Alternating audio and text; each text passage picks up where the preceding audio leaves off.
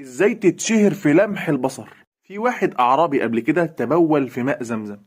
انت متخيل الاجرام؟ ماء زمزم.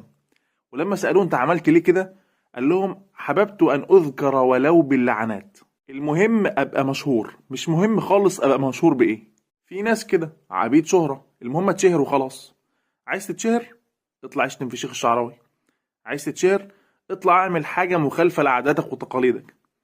عايز تتشهر؟ اطلع بيع دينك بالرخيص. عايزة تتشهري؟ اطلعي لعي وارقصي قدام الناس على التيك توك. هي دي الشهرة؟ لا والله ما دي الشهرة. مفيش اشهر من الشيطان. المهم انت مشهور بايه.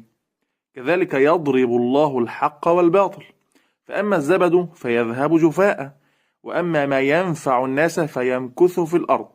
كذلك يضرب الله الأمثال.